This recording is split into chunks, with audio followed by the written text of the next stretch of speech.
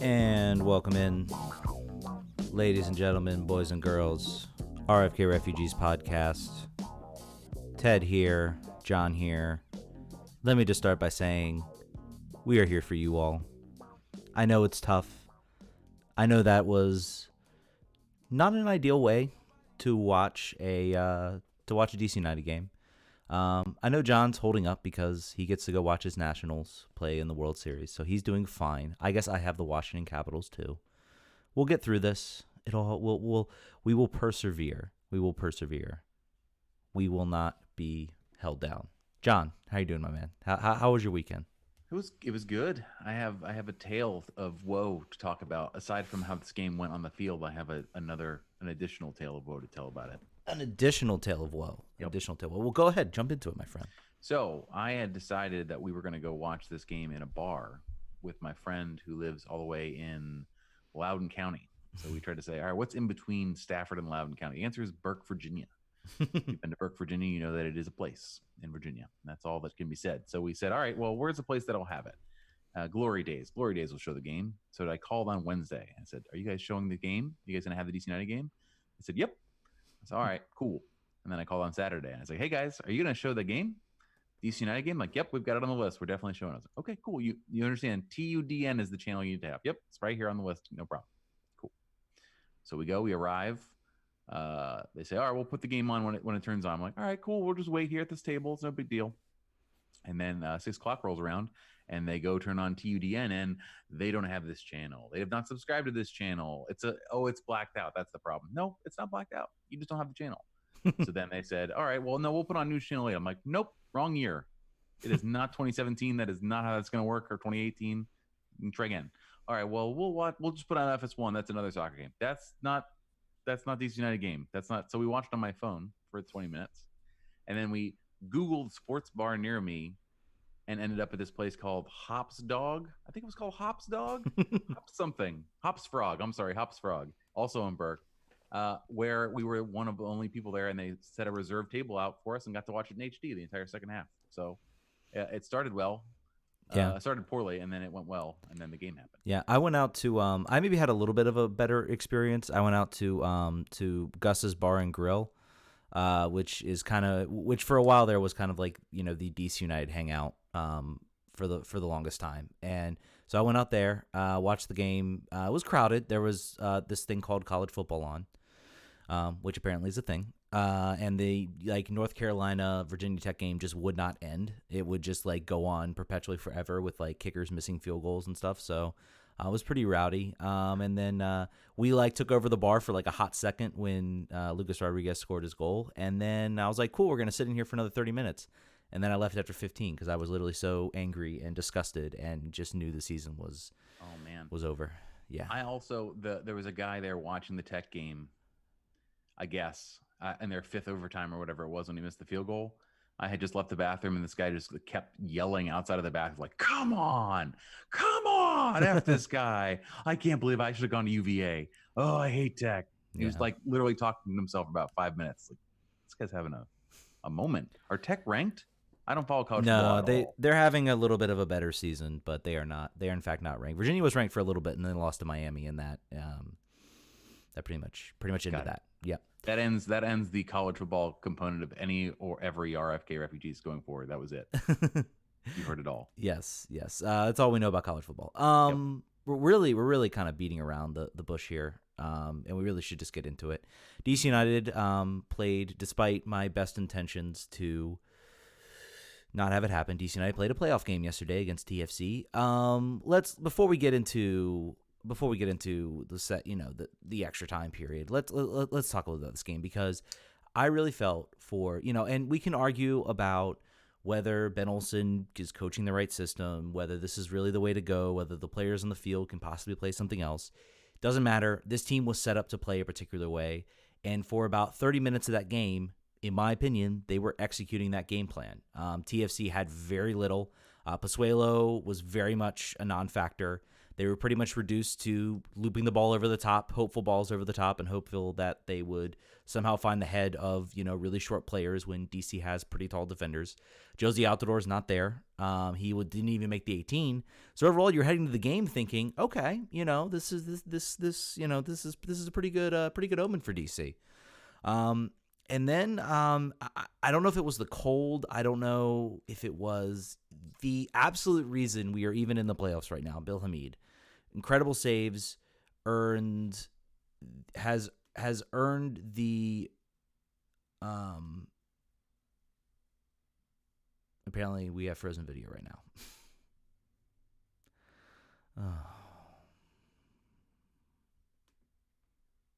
There you go.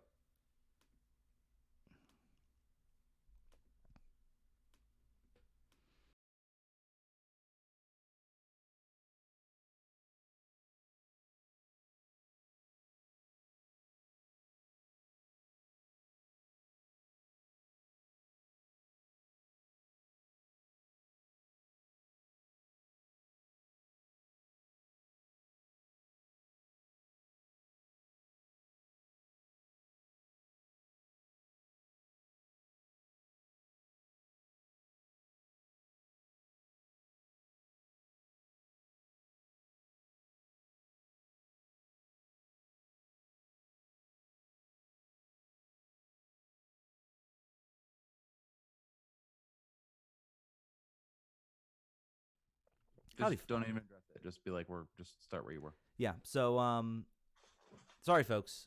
This is going to be edited out of the podcast version. I can rest assure you. But yes, DC United executing their game plan for 30 minutes, and then a sort of looped ball over the top bounces, and Bill Hamid pushes the ball right into the hands of Marky Delgado. Delgado finishes. Maybe you can argue the defense should be, a little more. You could argue maybe some better marking there. But I think Bill Hamid deserves a mistake because that's not a hard ball. He should have that. He should fall on top of that, smother it, and that shouldn't even have been an opportunity. And it very much changed the whole how DC was going to get to the game. We'll get to the second half in a little bit. But a big mistake, and not the type of mistake. And then actually I thought this was over. I thought this was done. I don't know if you had the same feelings. Oh yeah, for sure.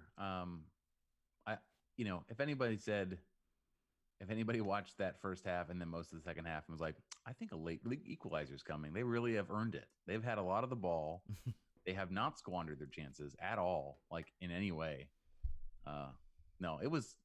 I mean, everyone in the entire universe was shocked at the equalizer. I would say Felipe coming off, I think had an effect on the game. I think that was a sub that they didn't want to make quite so soon. Although, we're gonna talk, I assume, a lot about Ben here. I think there's no escaping that. No, Ben's perfect. There's nothing wrong, nothing going on, nothing. Yeah, Ben is amazing. What are you kidding? That wasn't his fault. But all that aside, the fact that he subbed on Kamara when Felipe was injured and didn't just say, all right, well, how can we reconfigure things exactly the way they were? What defensive midfielder can I just plug in here and then we'll just keep going? So I give him credit for realizing we've been down a goal before and he still didn't make that sort of formational change. And this time he put another attacker on instead of just doubling down. So, 50 things against, one thing for. I was happy with the substitutes and their timing. I would have had Acosta on a little bit earlier, although he looked completely butt when he played. So what are you gonna do once again, Lucho? As I said, I think two games ago, the man is a rusty knife anymore. So anytime he comes on, you're not probably going to get what you want anyway. And we didn't. And he did not make any kind of positive effect on the game. Yeah, I mean, the only really sub that I thought made a real positive impact on the game was Ola Kamara. He nearly made use of, as Toronto FC made a mistake, as DC made a mistake on Toronto FC's first goal, TFC made a really bad blunder when they tried to play the ball back and just literally looped a ball right to Kamara. It was so weird that one of my friends looked and says, "Who played that ball to Kamara?" And I said, "That was a TFC defender." He's like, "How?" Or he was like, I think he saw the. He's like, "How is Kamara's way offside? How is that not called?" And I said, "That was because it was played by a TFC defender." But that's kind of the type of player that you get with Ola Kamara. He's very smart about where he is positionally, and he pushed a little forward. You could see the defender looking to pass back. He pushes up a little bit. and it's a perfect ball. It's just a shame he couldn't, finish it. Is that the one he shot directly at the goalie's thigh? Yes. Yeah.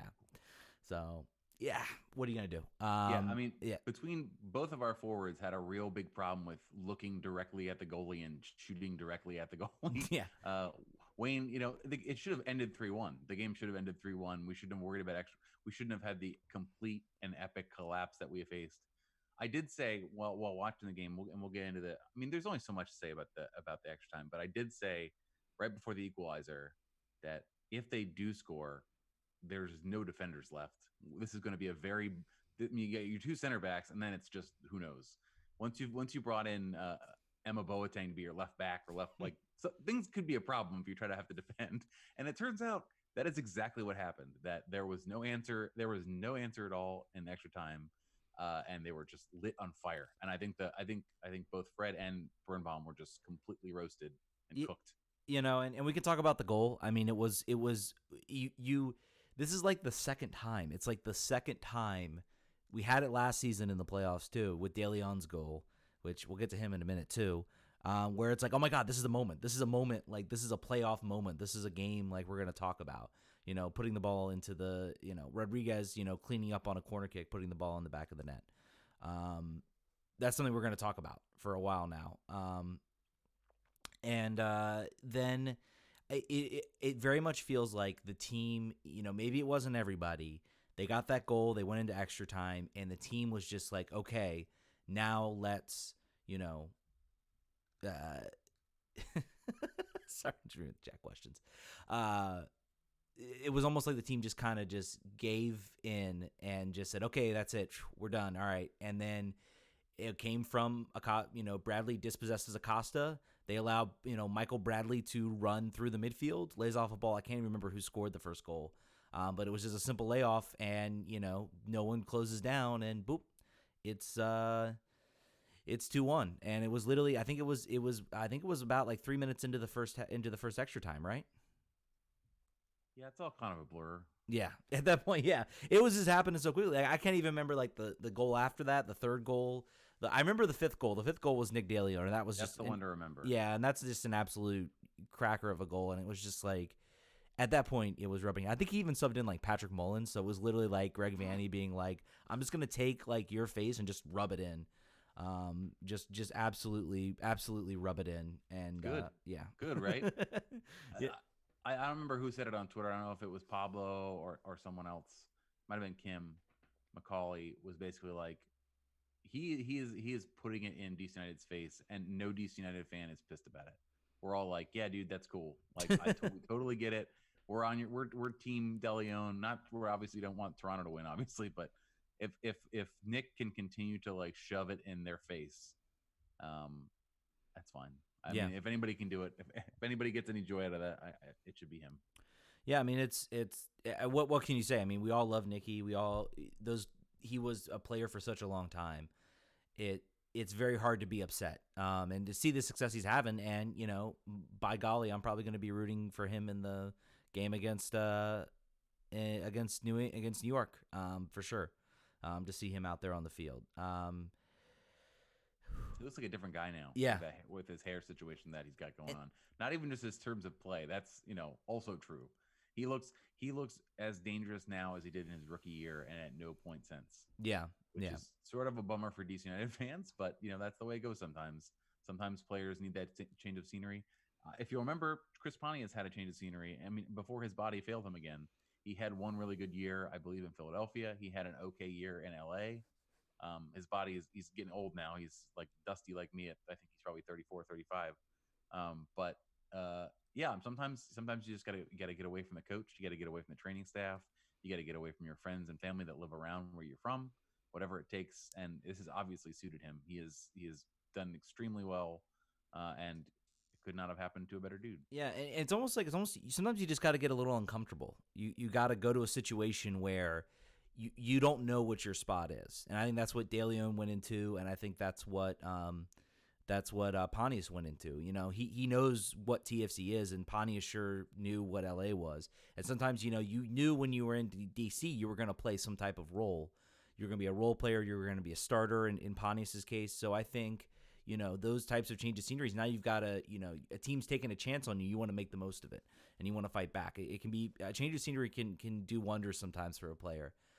In a lot of cases, you've seen countless players. Look at Opara had a down year with KC, gets traded to Minnesota, becomes Defender of the Year. So I mean that's just the type of thing, and so I guess looking at that, that was a move that this front office made, and they chose to get rid of. And we were all saying at the beginning of the season, we're like, we hear about the knee problems, we hear about this and that. That was a mistake that this front office and Ben Olsen, as coach, made. Taking that segue into let's talk about the 6-foot elephant in the room, which is Ben Olsen. Let's preface this. Pablo Maurer and Stephen Goff are both basically reporting that from their sources, the team is still very much probably going to keep Olsen next season. Unless, hey, a game like that can cause a game like that, if I'm in the front office, I'm looking at that game and I'm like, that game causes you to think. That's an important game where you just watch your team just completely collapse and fall apart. You can look at sort of collapsing out of the playoffs. Absolutely Ben Olsen's gone. The way he recovered this team, the way he never really lost the locker room. Those are the things I was saying at the beginning of the year, and that's something that Stephen Goff was questioned about it, and he said, look, he has never lost the locker room, and that is an undeniable trait. His tactics and his execution of some of his player management can be questioned a little bit. I don't know if this type of match might make, Dave Casper, the front office, the people who are actively involved in sort of the management of the team, kind of maybe take a second step back and say, hold on a minute. Like, we just watched our team just get absolutely embarrassed, give up the record for goals in an extra time period. I don't know. I think we've all kind of been Olsen out. I don't know. Do you think this game could potentially change anything? No, I think what happened here is we all got on the same page. We all said it's time for a change. We need to do another direction. And then we remembered that, some people always knew he was under contract, but now with all this conversation about the fact that he's still got 2 more guaranteed years, 20 through 2021, right? Mm-hmm. This team, here's the problem. This is how I read it. The team clearly needs to change. There clearly needs to be a retooling, a redirection. Just making changes around the periphery of this is not going to do. At the best case scenario, there's so many players leaving. The best case scenario, if you're just sort of, messing around the edges with this and keeping Casper in place and keeping Olsen in place, the best case scenario is you get right back to where you were, which is a playoff 1 round and out. There needs to be a step back so you can take a step forward. If this team has aspirations to go beyond that, they have to change the way this team can play. Not necessarily has to play every game, but change the sort of the variations in the way the team plays, or we're going to be stuck where we are. So why I want Olsen out is not anything specific that happened, particularly in this game. Like I said before, I think the subs that were made in a way that we got to get this goal come hell or high water. We got to score and keep this game going. They did that, and then they were in a position where they just got exploded. And it's a bummer because of the way it turned out and the score line, and it looks horrible. And it was very awful. But I understand kind of why it happened.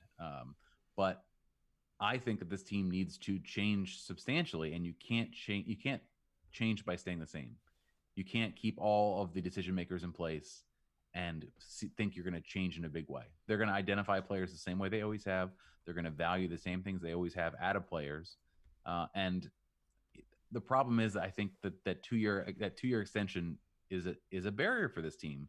He wasn't making a lot of money, but they don't like to burn money if they don't have to. The players that they've bought out, there's like weird MLS rule situations going on there that some of the salary gets taken by another team. So they're never really fully on the hook for what they owe. And Ben is not making $100,000. He's making decent money. So to have 2 years of dead money, even if there's talk about reassigning him, that's not going to happen. He's not going to go to the front office. He's not going to go coach Loudon.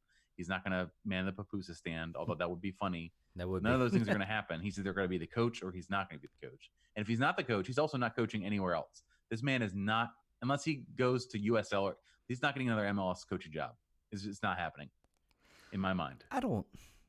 Not because he's bad, but because his affinity with the team is what buys him this goodwill that he's had for the amount of time that he's had it, his duration. He would not have this leash anywhere else. Let me put it this way: if Kurt Anolfo can get a job coaching in MLS, it basically that even if Ben Olsen was let go from this job, I could see some of the more budget conscious teams. I could see a team like FC Cincinnati. I could see a team like Colorado, Orlando, a team maybe looking for a guy who knows the league and who knows how to coach in the league, maybe taking a chance on him if he were to lose the job in DC. I don't agree with that necessarily. I think there would be plenty, and there would be plenty of fans, I think, that would look at that and say, hey, this guy's gotten teams to the playoffs. He's overachieved with budget type rosters. So I don't know necessarily if I can that. Once Kurt Anolfo was hired again after a disastrous season in DC and then a pretty disastrous time in Kansas City,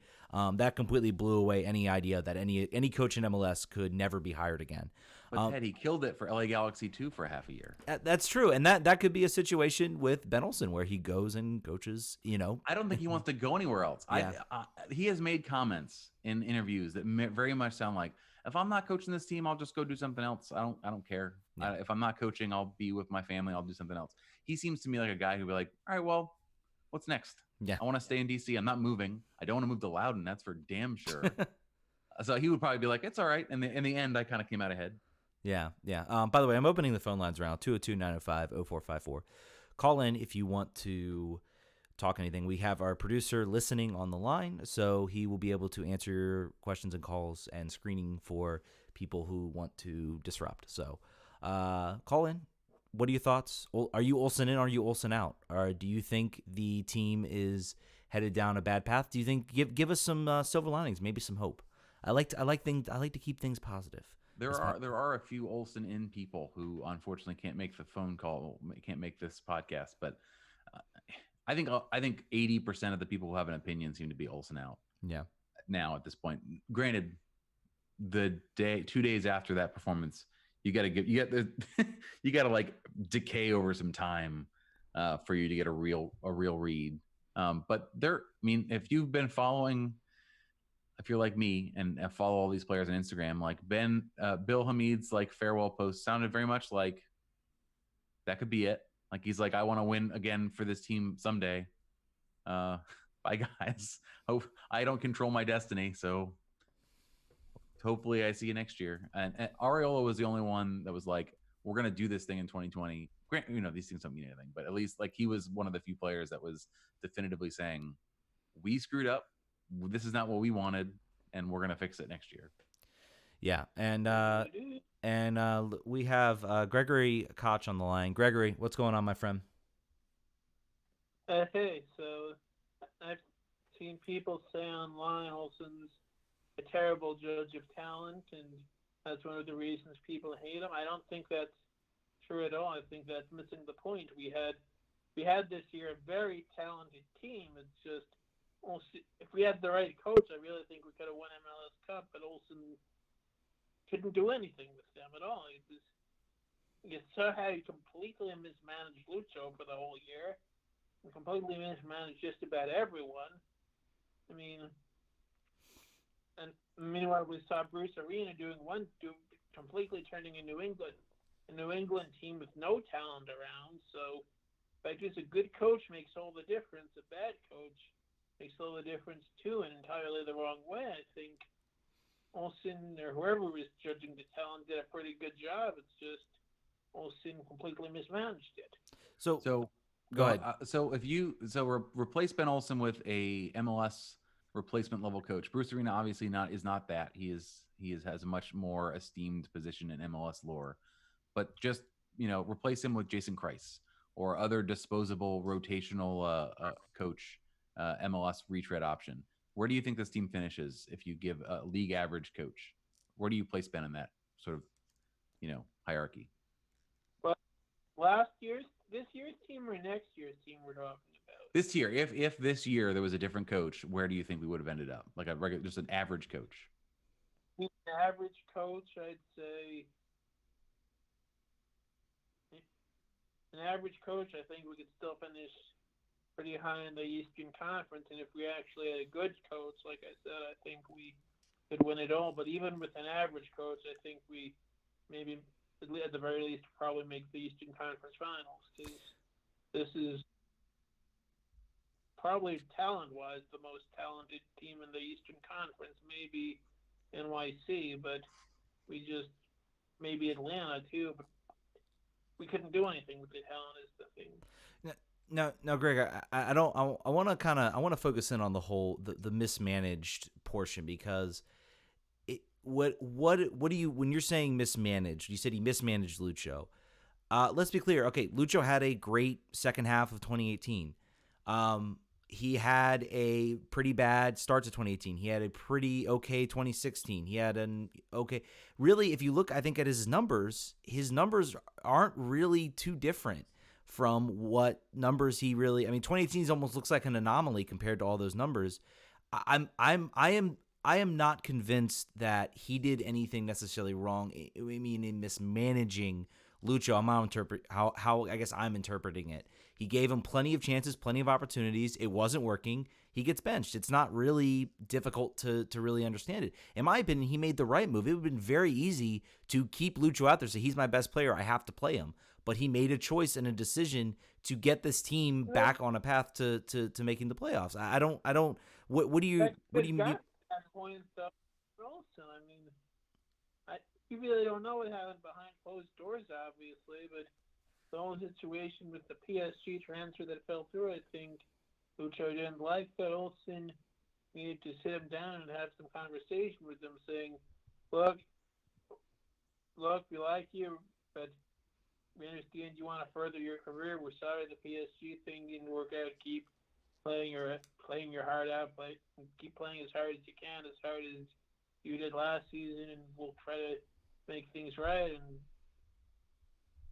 And I think stuff needs to happen off the field that appears not to have happened. Yeah, I don't know what happened. We don't really know what happened behind closed doors. Clearly, Lucho regressed. But Greg, thanks so much for calling in, man. You've been awesome this season, and yeah, we'll catch you. We'll catch you next year. We'll probably keep doing some live shows. Thank you. Bye. Yeah, I see. This is what this is what kind of gets me is people talk about Ben Olsen's a bad man manager. If anything, he's actually been probably one of the better man managers, just in the sense of keeping guys engaged and engaged in the team. And if you're not engaged in the team, he has no problem sitting you down.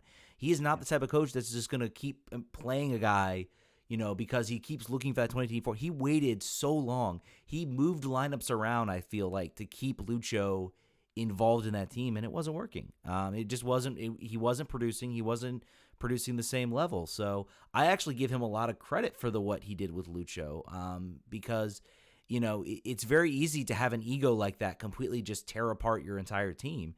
And to his credit, it really didn't. The team still managed to keep themselves afloat. Obviously, if you looked at me and said, "Here's the year that that Luciano Acosta is going to have," I would have said, "Oh dear, we're either barely in the playoffs or we're like well in the bottom if that's the type of year he's having."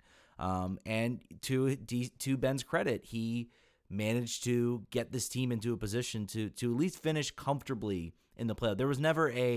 There was maybe a question about, again, around like September. But after that, I think they kind of turned it around and really brought it, and really where they finished the playoffs comfortably. So I give him a lot of credit for what he did to sort of, turn this team around. So I don't agree with everybody's like, no one likes coaching under Ben Olsen. That doesn't seem to hold up. We don't hear players talking. We hear, the Charlie Davies. I know Branko Boskovic had kind of a famous bet, but it never evolves into it never infects the whole locker room. It's always very reserved between the player and the coach. And that's an incredible skill set for a coach. Wait till Ben moves on. Yeah. That's when you're really going to hear this. I think you would be dumb right now if you're still an MLS player or think you're going to move on. Ben Olsen is DC United still. He's Mr. DC United.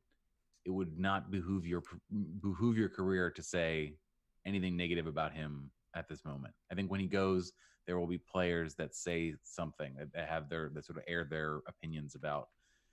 Arriola has said a number of things this season in post game and interviews he's not happy, and it's not necessarily clear exactly why he's happy. It's not just the results. He's not happy about effort, and he's not happy about some of the style that this team has played. I mean, he's missed like 37 goals, so he could. I'm sure he also looks at himself too for things that could have been better. But I do think, I think that he has done a good job of not losing the locker room. I think we've talked about that already. I think that's because his default is to play the Rudy card, like put everybody's jersey on the table and you say, backs against the wall. They all think, we can't do this. We're not favored. Benny ball. They think we're just out here scrapping. Well, let's show them scrapping. And then they can do that. And the players that generally have a problem with that, or would it likely, I think, will say something about Ben later on, are skill players that don't necessarily want to play both sides of the ball and don't want to lock it in. And that's why Lucho didn't play, because he had no interest in that. He's not gonna further his transfer value by playing really good defense. Yeah. It's not. He wanted to score goals and make goals, and we weren't doing those things. We were trying to win 1-0 and usually succeeding in the second half of the year. So it just didn't fit. What he wanted to do didn't fit the team. What the team wanted to do didn't require him to be there. So he didn't mismanage him. It was a square peg in a round hole. Yeah. If you want to call in talk about Olsen, I want to kind of. I think we said everything. We're both firmly in the camp, and I know I've been kind of defending Olsen, but I'm kind of playing the devil's advocate with some people about Olsen, because I think there is a lot of unfair criticism that comes his way, along with some fair criticism of Ben Olsen. I think I'm on John's side. I think the team needs a refresh, a reboot, someone different, a different set of ideas, not just the same, ideas trying again. Maybe we're going to tweak something next season. But let's kind of look at essentially what the team's going to look like next season. We talk about Lucho. Lucho's gone. I don't think there's any way to slice it. DC's probably not going to want to pay him a whole lot. The season he had, seemed more like a regression back to the mean than like a continuation of what he did in the last half of 2018. If anything, I think Lucho leaves a much more complex legacy with DC than Wayne Rooney. Wayne Rooney still puts stats up that would be that are very, very good, and the type of stats you want to see out of a player like him. We can talk about the last part of the season, the red cards, the suspensions this year that he just seemed to pile up, and it really hurt the team. And then the whole transfer, and he didn't seem it seemed like there maybe had been a loss of engagement. We can talk about all those things, but the fact is, when push came to shove, he still found a way to produce results, even when things weren't necessarily going his way.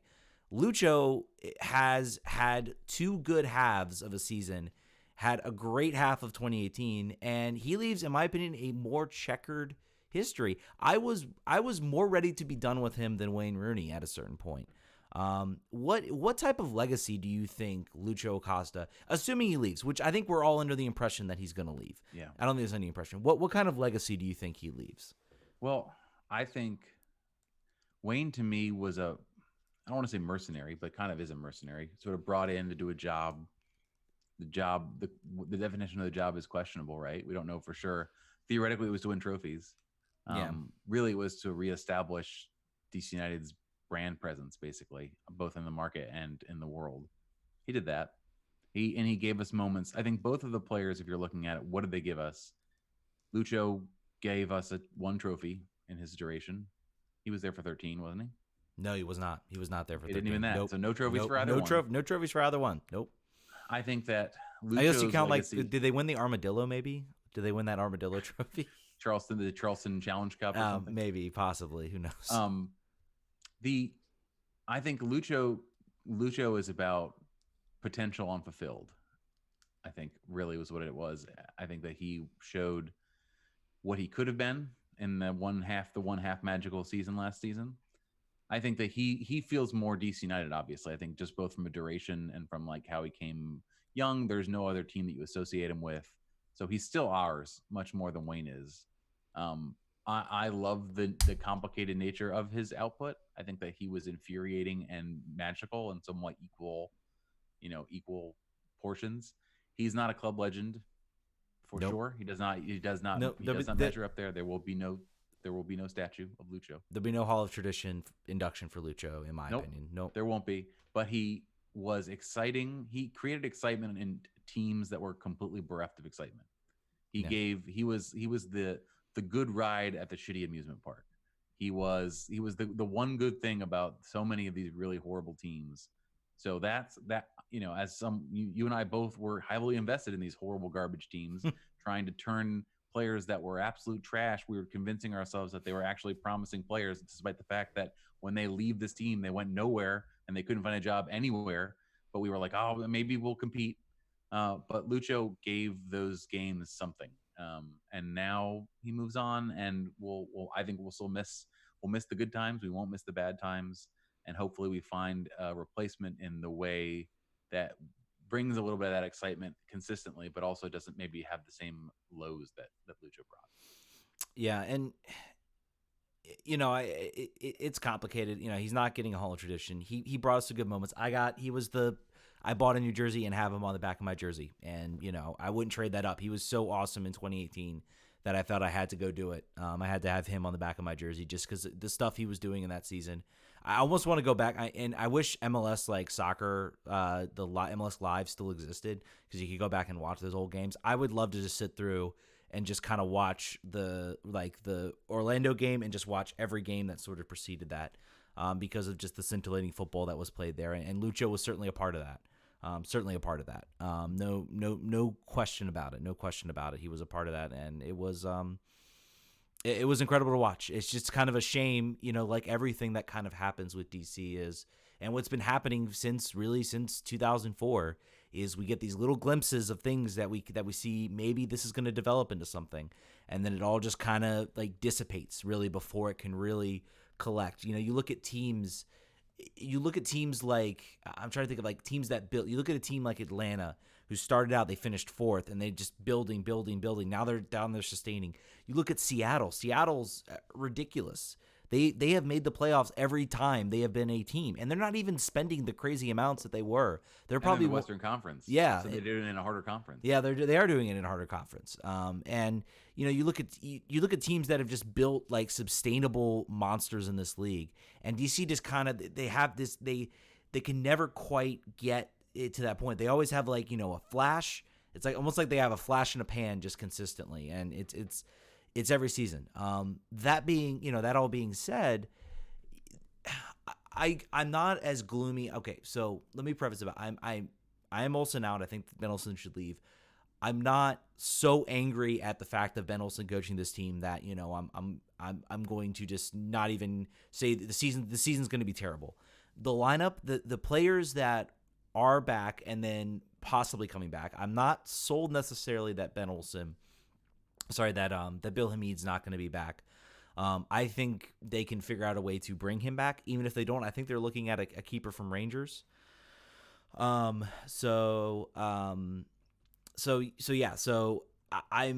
There's still a decent lineup here. We have Ola Kamara. He's going to get a full off season, a chance to build. He essentially fills in Rooney's role, and he can certainly replicate Rooney's goal production, and possibly maybe for a little bit of a sustainable year, maybe a couple years.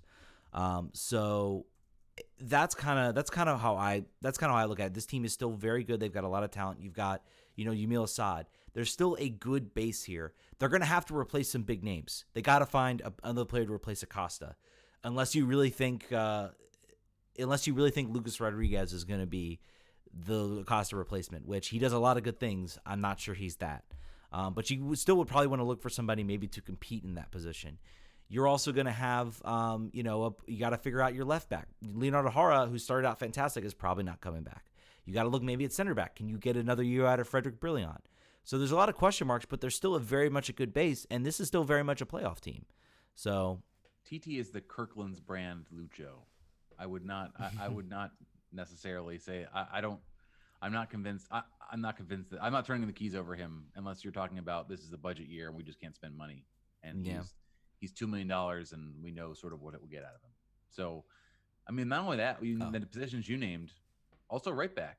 O'Neal Fisher should not be able to walk into this team after a year out of injury he's not played at all, like not even any USL games. And there's talk. I mean, Steve Goff's article today was basically positing like, oh well, he may be your starting right back. He might be, but you can't not sign anybody. I do not think saying Russ had a decent run there, and that's our plan B. I don't think that's where you get the most value out of Canals. That was a what are we gonna do? The sky is falling. How can we fix it? Yeah, If you have a full offseason to plan, that's not it. That ain't no, it, Chief. you can't go into thinking we're gonna play the way we played these last 5 games, and that's how we're Please gonna. God, no. No, yeah, no, you can't do that. You literally can't do that, and it's really on. This is, in my opinion, on the front office and on the ownership. Okay, you guys, yes, you got out of the Flow deal, saying that you're not gonna have the TV money coming in. I think it seems to me that from what we've heard from Pablo, he's guessing that they're going to go with ESPN Plus. Who knows what they're going to go with? They might go with, if they go with Comcast, I know they ain't getting much money for that, and because certainly Wayne's not involved in that. They might pay. Yeah, like the old days. Yeah. We'll see. We'll kind of see what happens. That's going to be an interesting thing to sort of come out of it. So they're out of the Flow Sports. The money's not there, but they're not having to pay $5 million worth of Wayne Rooney salary. So I want to see them take that, maybe not the whole $5 million, but at least some of that money and put it into a player who can be impact. It doesn't have to be Mesut Ozil. It doesn't have to be, a big time European player, because the most important thing that you can do in the DC market is win. There are certain markets out there. I really do believe there are certain markets out there where you really just have to put a winning product and people will show up and people will pay attention. DC market's one of those markets.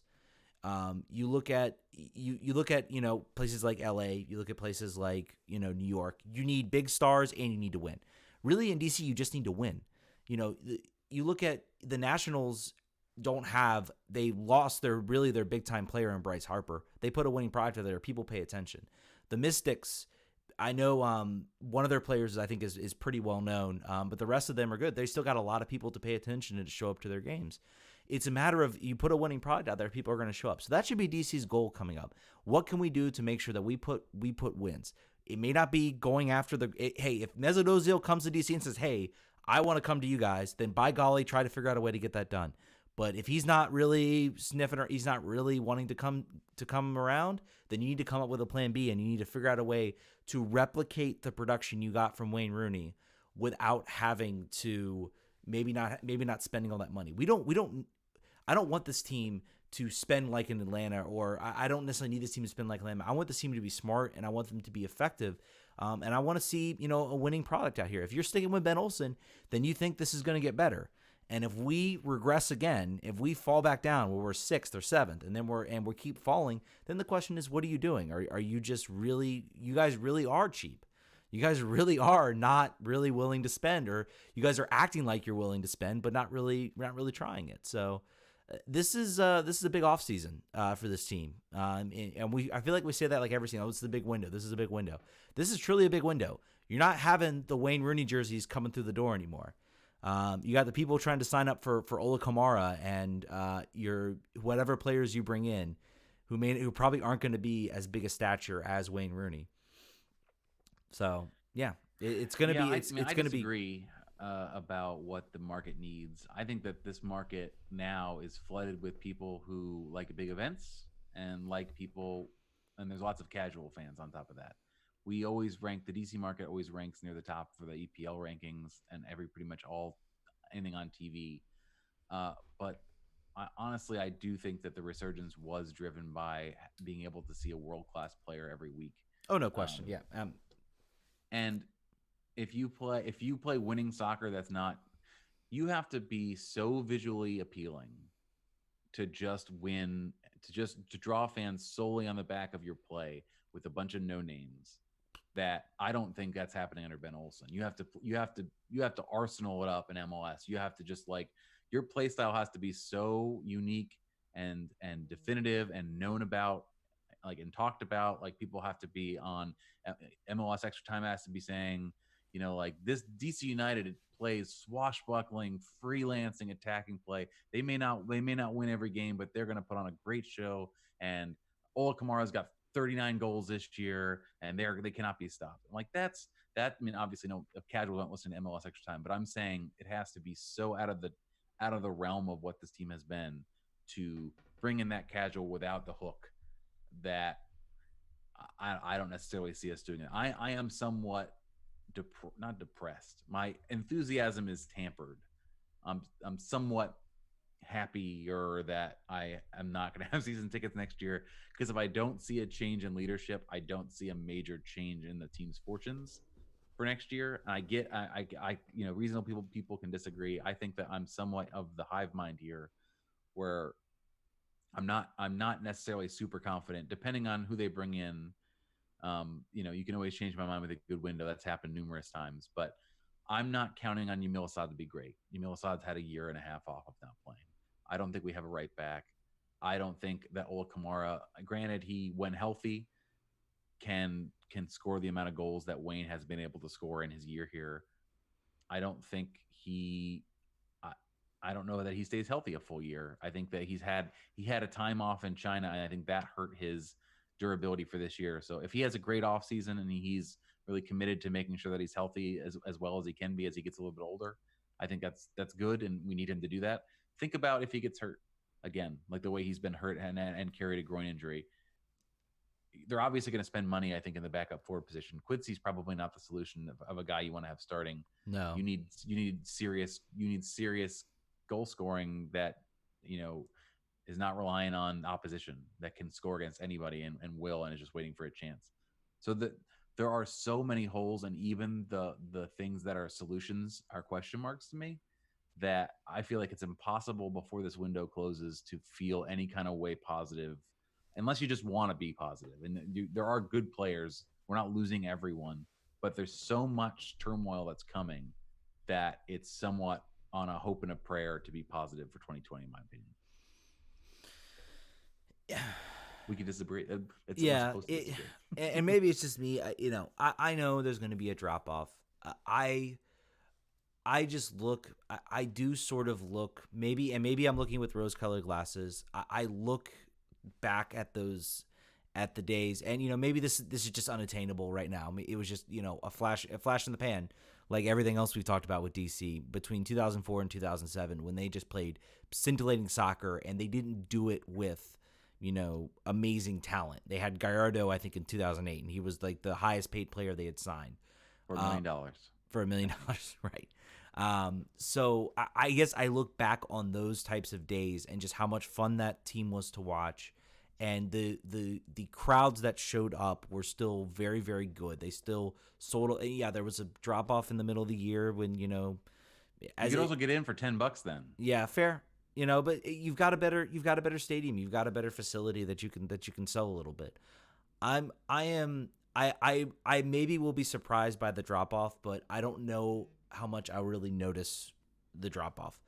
I think that point you made, though, I think is important to draw out, is that when you're at RFK and you can get in for $10 and you've got lot 8, the threshold to get a casual person into the stadium, granted the stadium sucked, but everyone knew it sucked, and it was just the price of doing business. And those people had been before when times were good. So you could coax them out there with a Heineken and ticket deal for $10. This is different. It's a different world now. You're catering to a different fan. That sort of, you need the casuals that we were able to pull into Audi and get them to spend $40 on an N-line seat was because of Wayne. So now what are they going to do? They're not going to drop their prices on their single game tickets. It's not going to happen. So how do they sell it? They're going to drop their prices. I mean, they're gonna have to if they're gonna sell tickets. I think you're gonna see a small little a drop off, so to speak, in what they're gonna sell for season tickets. I think I have heard from fans they're re-engaging with a lot of these fans, trying to bring people back in to the stadium. I think that's going to be critical. Really, I think it's going to be, you got to go to your roots and really try to make this about the fan again, and make this about the fan experience in a large ways. And you're going to lose the casual, you're going to lose the Rooney fan, but I do believe that if you play well and you win games, you are still going to get, you're still going to have the casual fan who's going to say, hey, let's show up, they're playing really well right now. Or there's going to be an occasion where you're going to talk to people and say, hey, why don't you come to this game with me? Here's a Groupon deal, watch them, they're really good. And that's how you sort of bring in fans and bring in people. And I think it's going to be a testament to see, will people stick around maybe for the first few games, even though Wayne Rooney isn't there. Maybe they show up by accident thinking Wayne Rooney still plays. There will be that. That Yeah. will happen. You can guarantee there's going to be some idiots like, where's Wayne? I don't understand. Because I sat through where they were very confused about Bill Hamid being back. I Yeah. got a good Twitter question I think we should hop into. Okay. At Candace Nuzzo says, podcast question, care to weigh in on the supporter group controversies in regards to the Flair, fans getting kicked out, and whether those responsible should be reported to the DC United front office? All right. You brought this up. You start with it. I think we can't. I don't think we can not talk about that. Okay. All right. Go. You can start. Yeah, it's fraught, right? I mean, like, we have people of all those supporter groups that listen to this show. Yeah. We've talked to them. We've talked to their leadership, way back in the early days of this podcast, made our bones on these supporter group controversies. There will always be a supporters group controversy. It is, we are, whatever the quote is from, we've always been at war with Westphalia or whatever it is. There's always been some sort of problem here. That's just the nature of the beast. Now, so if you have you been living under a rock, I believe it was after the Equalizer, some members supposedly of District Ultras, that's all hearsay, we're just following on Twitter, supposedly some members of the traveling group for District Ultras lit flares in the supporter section at BMO Field, and as a result, all of the traveling support were escorted out of the stadium and weren't able to watch extra time. Now, the sarcastic answer is they're lucky. Congrats. You saw the goal and then never saw anything else again. You won. We all lost. You guys did well. But honestly, imagine if you had traveled to Toronto to watch this game, and I've done it before. Imagine you've done that, and then all of a sudden in a playoff game, and then some folks do something that they know they're not allowed to do. They know exactly what's going to happen when they do that. It's not BMO security is not going to be like, you know what, just let them do it. It's funny. I mean, they did score. It was very exciting. It's fine. They did it before they scored, by the way, too. It was before they scored. They lit them off before they scored. Someone took video. There's actual video where someone's taking video of them. They have the flares are lit, and then he pans back down to the field, and that's when Lucas Rodriguez scores. So maybe that's what happened. Maybe they made him score. Maybe it was the flares that made it happen. Either way, so my stance on this is that was dumb. If I were in the stadium, I would want them named. I would want to know who did it. If I were the Barra, I would be asking that the Ultras figure out who did it and then either keep them from traveling with the group in the future or have some other sort of sanctions. Would I do it in public? No, probably not. If I were a leader of Barra, I would probably reach out. Maybe they have been. We don't know any of this stuff. Yeah. I would be reaching out to the District Ultras leadership and say, can we work on, we have to work together on this. We can't develop a reputation here from a traveling group because they can just not sell tickets. There's no requirement. Mm-hmm. There's no rule. There's no law that says that they have to allow traveling support. If they decide that you are more trouble than you're worth and stadium security is going to have a problem with you there, they just won't sell anymore. And then no one can go do this anymore. So it has to be addressed. Do I like the concept of tattling on people? Not in general. But this is I think a unique circumstance. You don't have to necessarily tell the team, but if the Ultras, this is all sort of, they're loose collectives, right? They're not necessarily, it's not like a business. It's not like being at work and your boss can get you fired or whatever. But they do travel under the remit of the organizations that they work with. So I think the way to handle this is to have the Ultras say, we know who did it. We regret that it happened. They will no longer be traveling with us either for just this 1 year, 5 year, whatever, figure out some sort of punishment that makes sense that says we're going to stop this and we're not going to have it going forward. But I don't think you necessarily need to tell the team, but something has to happen. You can't just have this go unchecked and build a reputation. What do you think? Yeah, it's hard. Flares are cool. I just want to say flares are cool. But yeah, I'm frustrated with both groups. I'm frustrated with some people saying, "Oh, well, they're the biggest complaint." I think one of the bigger complaints was people who were not involved with it, or people who traveled up, weren't really involved in the supporters groups, but were sitting there anyway. Got kind of like everybody wearing a DC jersey. Stadium security just said, "Send them out." Right now, here's one thing. Here's one thing I will say. What the security, I think, did, in my opinion, that was a pretty poor reaction to be like, you know what, everybody get out. I don't understand. The easy one, right? That's the easy route. Yeah, that's just like, you know what, forget it, you're done, I'm out. And that's frustrating to me because I'm like, if all they had to do was just look and say, okay, who's holding the flares? That guy, that guy, that guy. Okay, you three, bye. No, you can't do that. Sorry, bye. And they just pull them away. you know, maybe they were just like, we don't know, maybe this will happen again. I dealt with this. There was an experience I dealt with at City Field, at City Stadium. City Field, City Stadium, where you had a stadium staff that, first of all, I don't think we weren't really, we had a bunch of fans come from Wisconsin that bust all the way down to the game. So there was two huge fan bases they placed right next to each other. And we had a stadium crew that was not familiar with what the heck was going on. So he was like prepared, like we were going to like suddenly just jump across the aisle and start beating each other up, which wasn't going to happen at all. There was no way it was going to happen. We just spent the first part of the game, like having a tailgate with them. So that like wasn't going to happen. I think there are stadium people out there that do not understand, the nuances of state. Maybe they don't need, maybe that's not even, their job to do that. It's not their job to do that. I just feel like that's a poor reaction from the stadium to escort everybody out. And to everybody saying, well, if you don't want to sit in the supporter section, then don't sit in the sports section, because that type of stuff happens. First of all, I have showed, you show up to games. If people tell me before, they show up to away games, they have a ticket in like the opposite side of the stadium. They show up to the game and they are wearing the team's jersey. Stadium security will tell you and say, no, you're going to sit over here. You're not going to sit in your seat. Sorry. You're going to sit over here because you're wearing your fan and we need to keep you together. That happens a lot in MLS games with the way the structure works. I've heard many reports of fans doing that. Doesn't matter if you bought, unless you bought like a club premium seat, but if you just bought a regular general admission seat in with a bunch of Toronto fans, they're going to pick you out and point at you and say, no, you're going to go up here.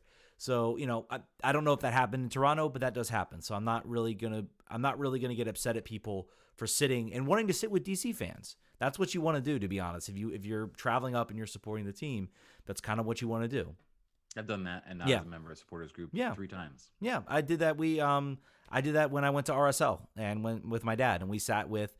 There wasn't even like an official contingent of fans. I think there was one guy I saw from the bar, and there was a couple people. One guy drove from Idaho. Anyway, but in the same sense, if you want to go do that and you want to suffer those consequences, that's fine. I also think the Bara, the countless going at publicly, the way they've publicly sort of gone at it from the fan accounts, from certain members, I won't name who they are, going at and saying, you guys are cowards, you guys this and yelling and yelling and yelling and yelling, that type of stuff. It's almost like watching like two brothers just kind of squabbling, and you just want to take both their heads and just knock them together and just say, stop it. It gets really frustrating and really annoying in a lot of ways.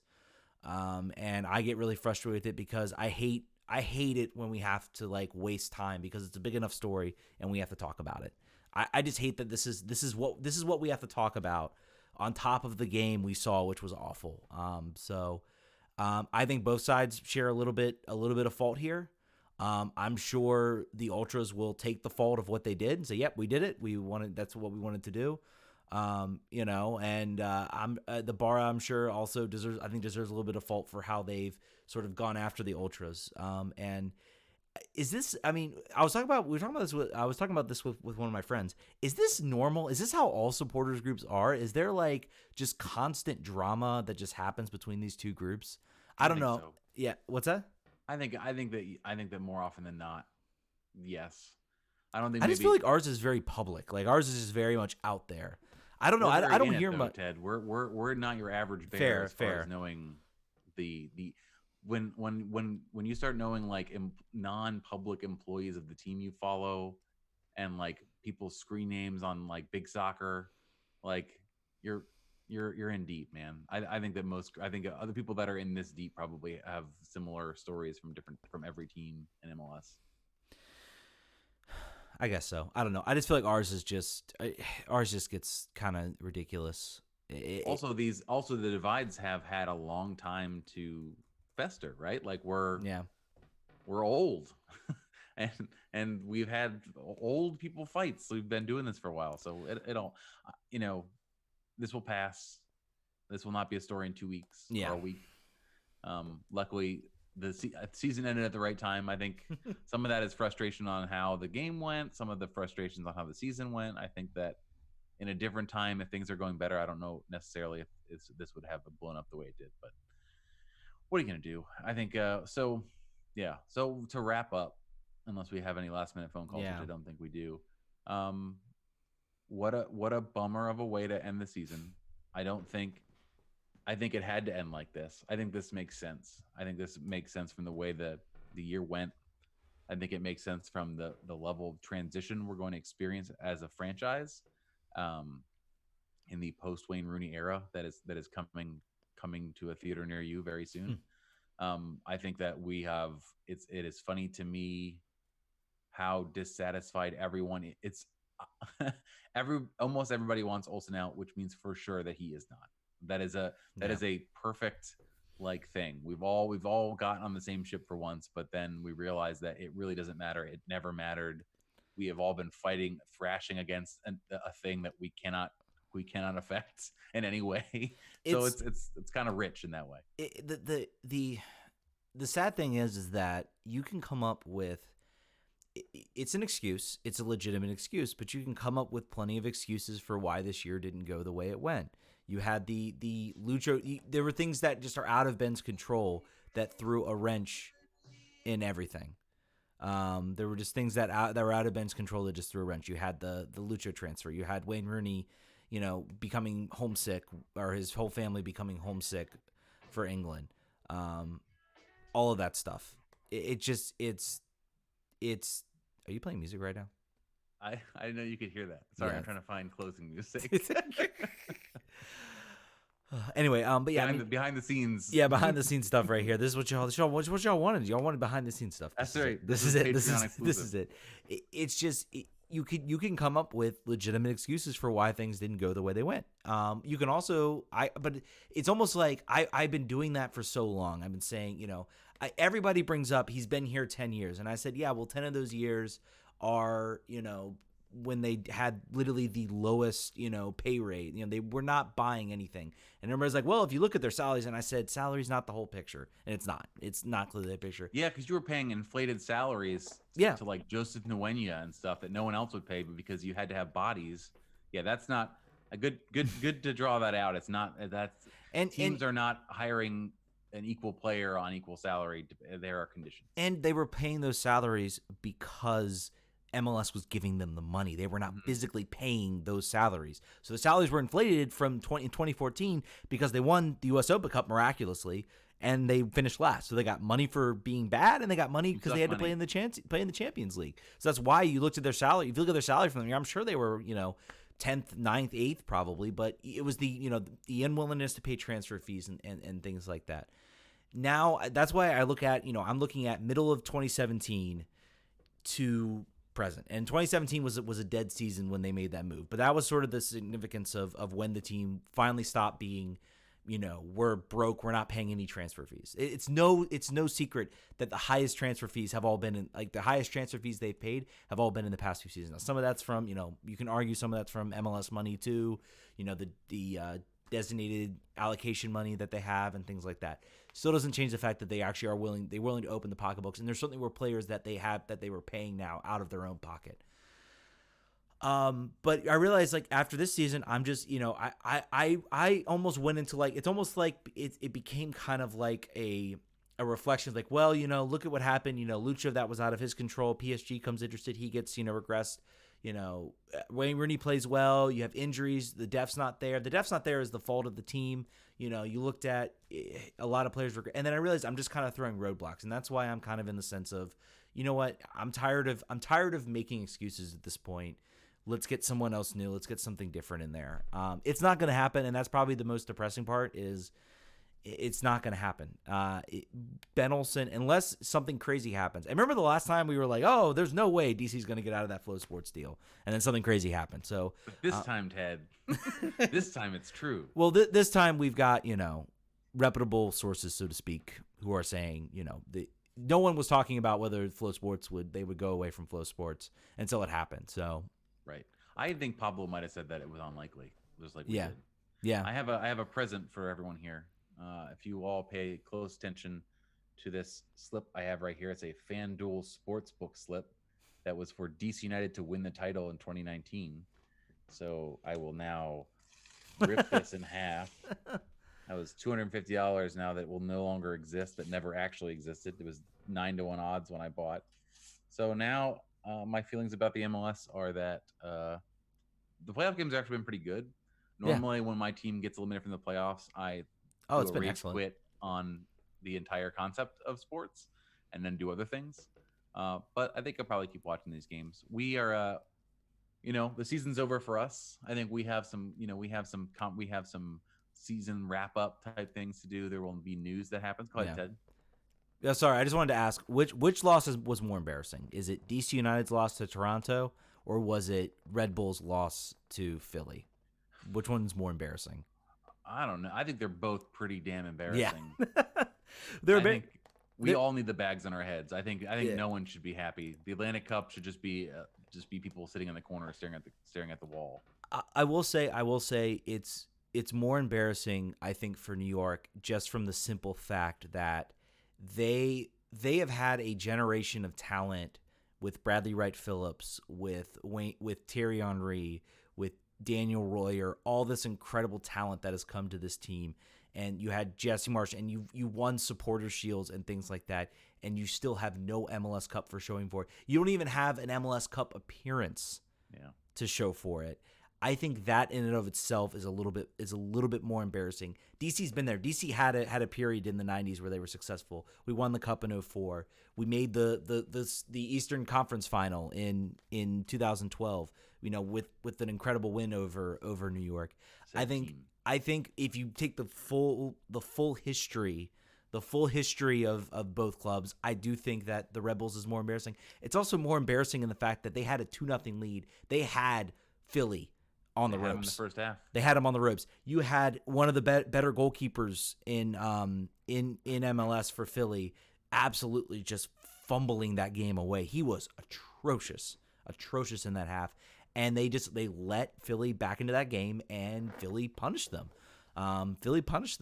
So I think in that sense, it's a little more, and it just sort of adds. There is a reason Metro playoff failure exists, and it's for games like that. So in that sense, a little more embarrassing, I think. I think it was Great stat. Apparently, the New York Red Bulls franchise has lost now in the playoffs 10 years in a row to 10 different teams. yeah. Which is a very cool stat. And not only that, but you also were responsible for giving the team you were playing their first playoff win ever.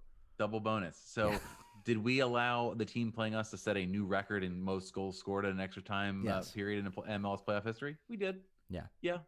Did we get a cool goal to send us to extra time that gave us we got a little bit of joy out of the game? That was kind of cool, right? So we got that at least. You didn't get anything. You got a lead and then just threw it up. Thing that doesn't matter at all, but is somehow affecting artists in 2020. Paul Arriola will miss the opener in 2020 because of his red card. Yeah, he got a red. I completely forgot about that. He got a red card. He did get a red card. Not great, Paul.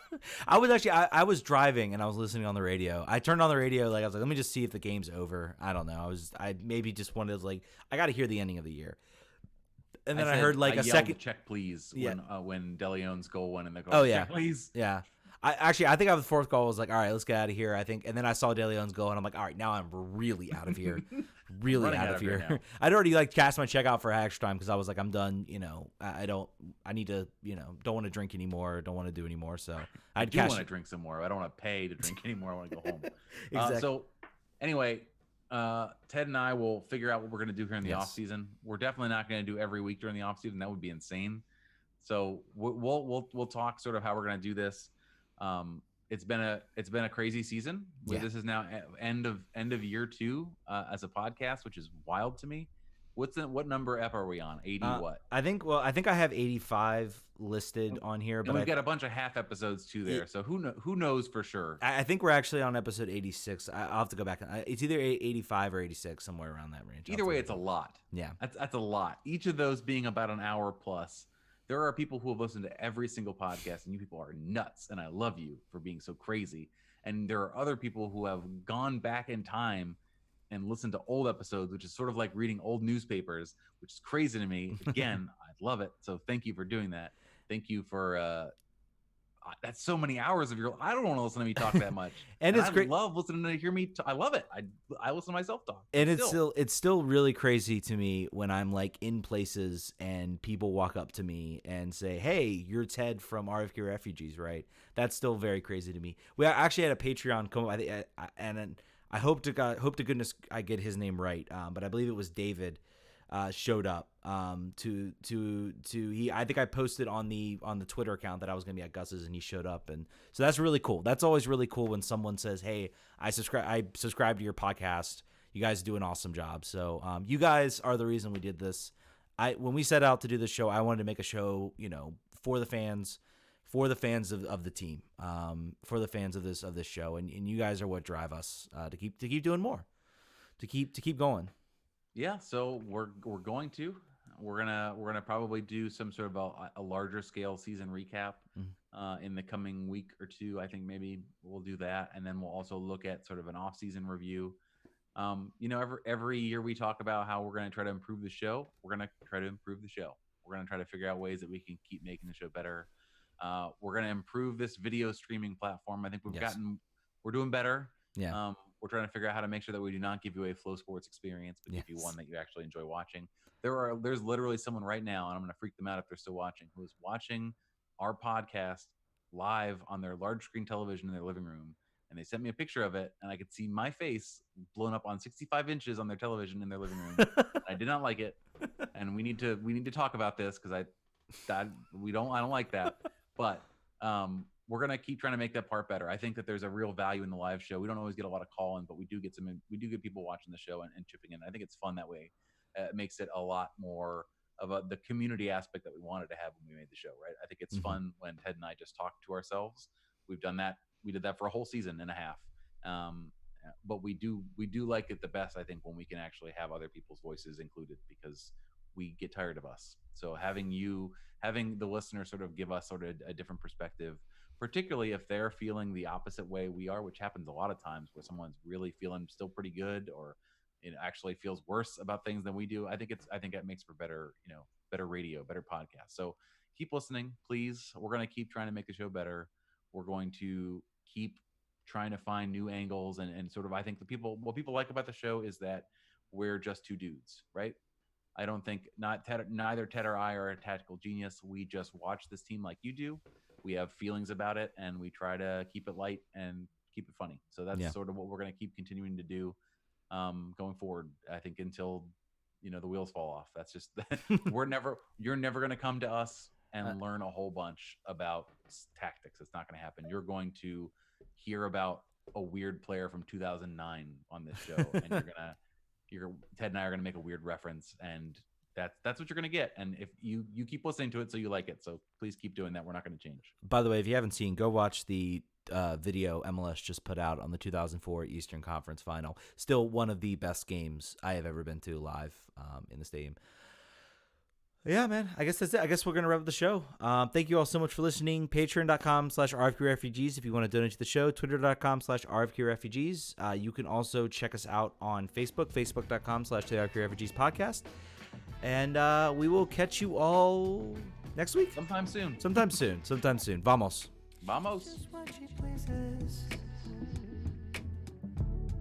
She's happy on her own,